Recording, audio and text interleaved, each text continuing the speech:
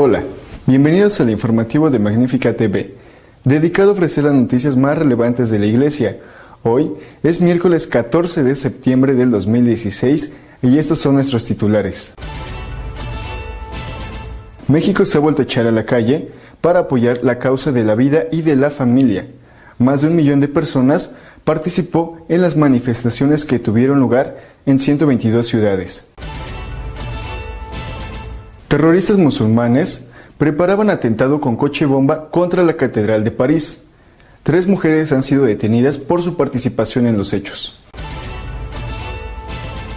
Los líderes cristianos de Oriente Medio se han reunido en Amán, la capital jordana, para analizar el futuro de la región una vez que se consiga la aniquilación del califato islamista. El cardenal Esati de Santiago de Chile sigue luchando para que no se apruebe el aborto en su país. Se ha reunido con el ministro del Interior para que se escuche la voz del pueblo.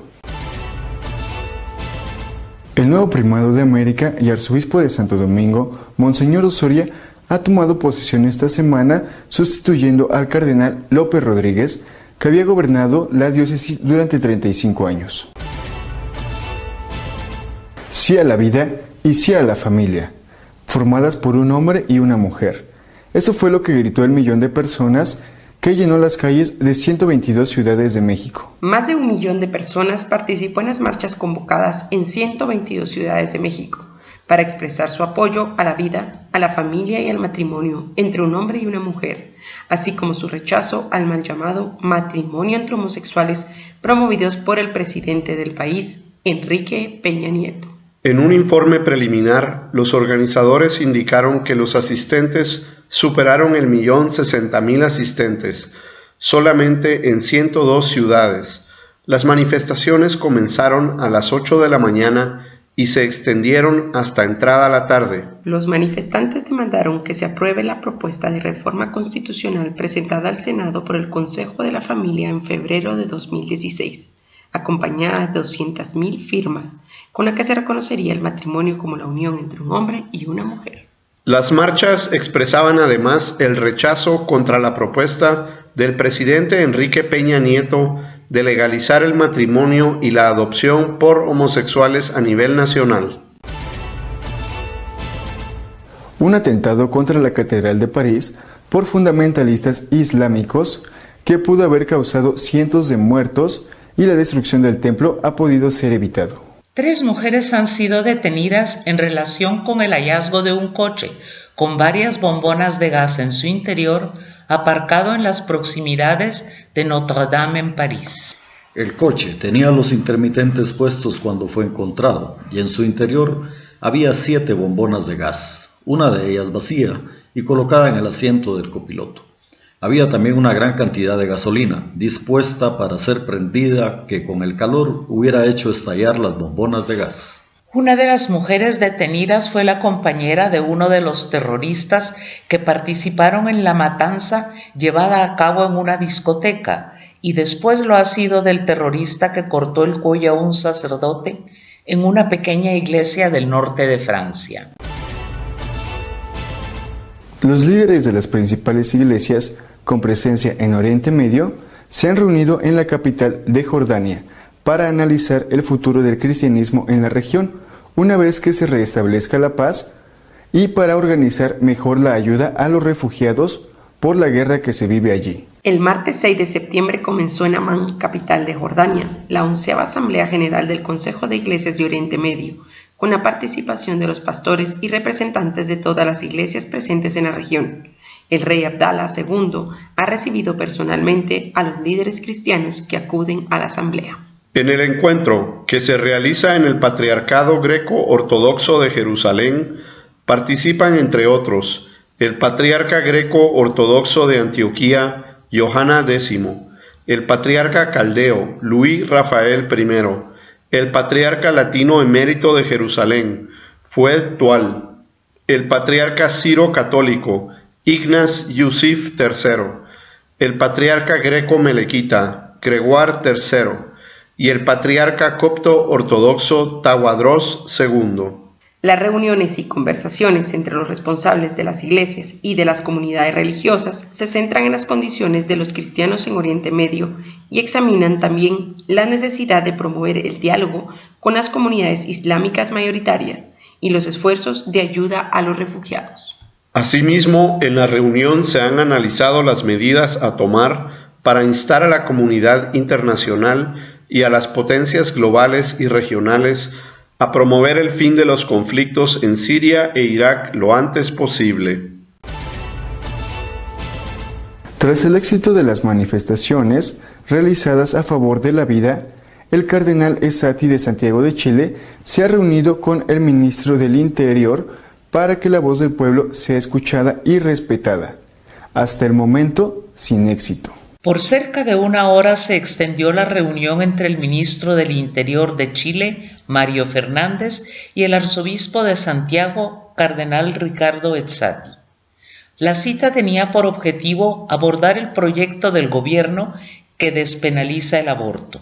En el encuentro, el cardenal Ezzati le entregó al ministro las firmas recolectadas por la Iglesia en oposición a dicha iniciativa.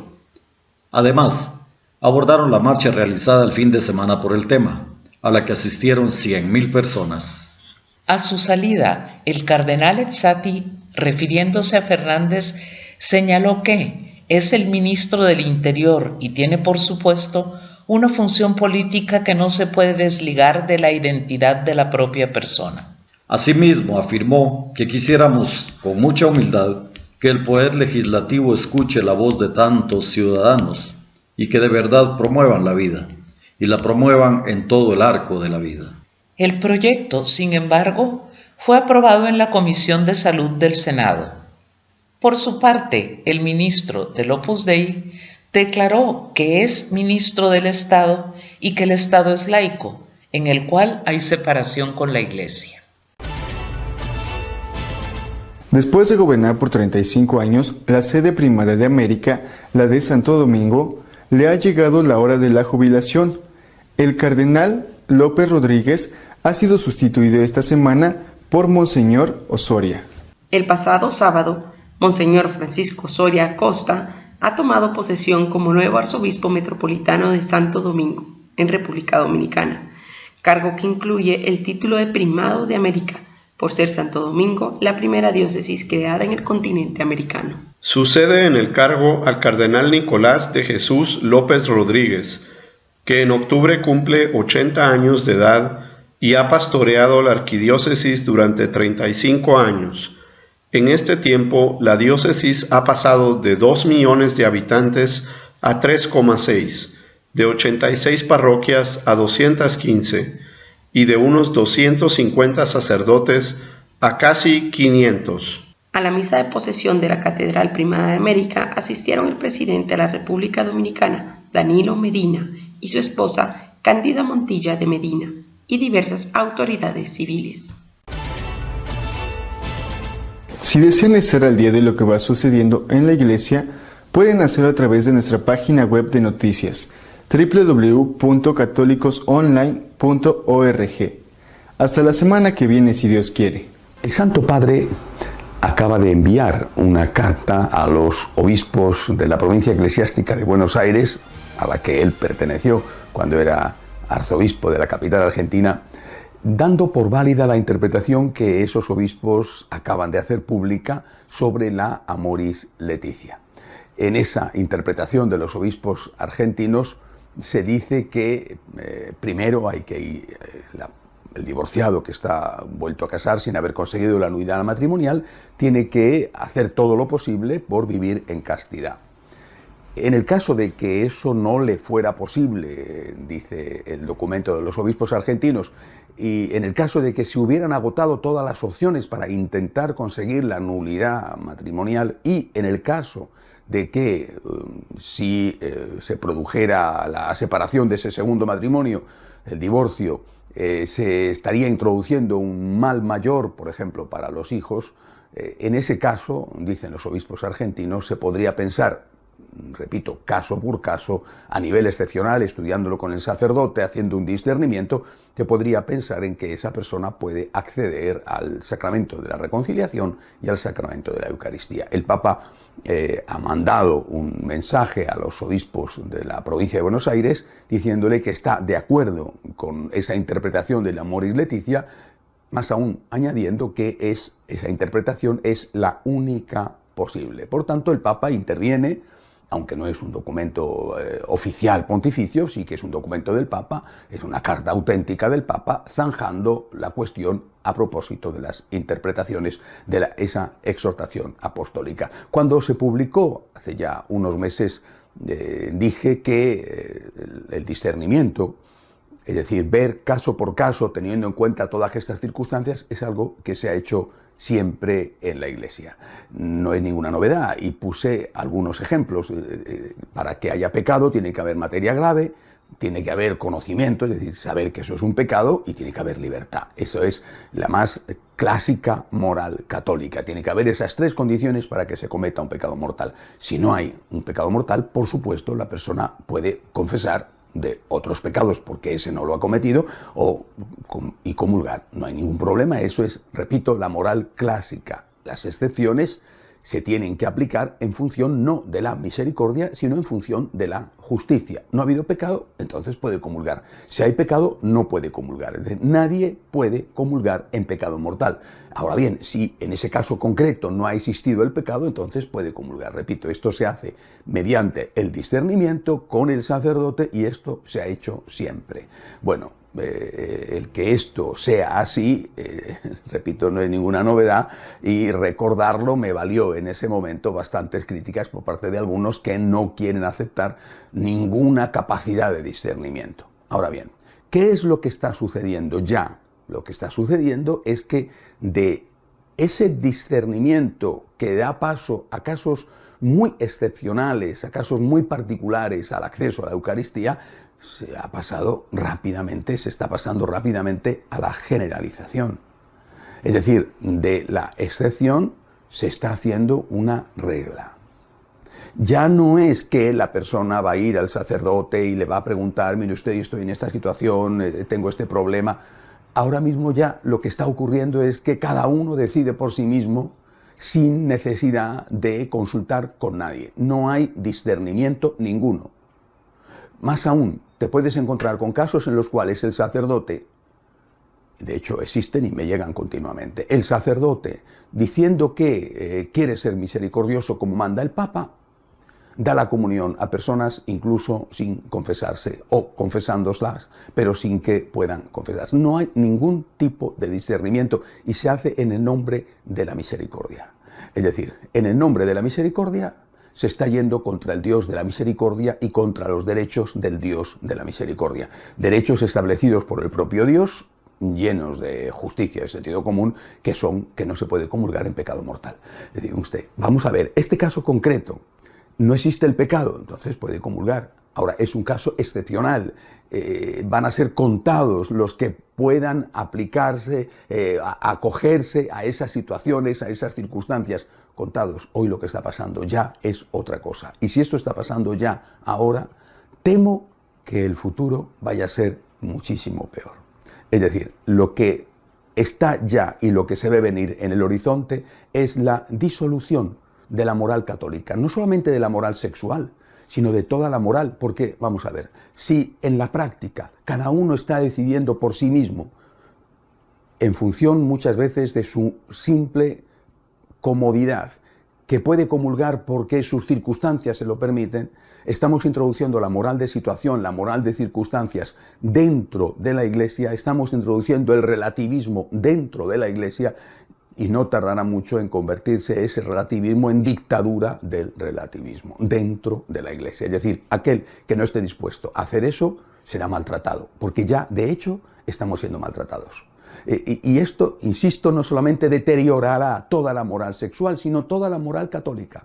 ¿Por qué el divorciado vuelto a casar, que dice que él tiene esas circunstancias sin haber consultado con nadie, sin haber ni siquiera intentado la nulidad matrimonial? ¿Por qué ese puede comulgar y no puede comulgar el que convive sin casarse?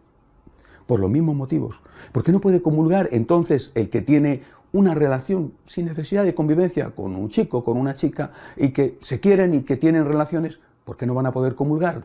Cada uno va a coger sus circunstancias y sin consulta con nadie, sin tomárselo en serio, va a esgrimirlas para justificar su comportamiento. ¿Y por qué no pueden hacerlo entonces, por ejemplo, los homosexuales que conviven? ¿Por qué motivo a ellos no? ¿Y por qué motivo no van a poder hacerlo los que un día tienen una caída y se van con una prostituta? ¿Y por qué motivo el resto de la moral católica, el que roba, el que mata, el que miente, el que calumnia?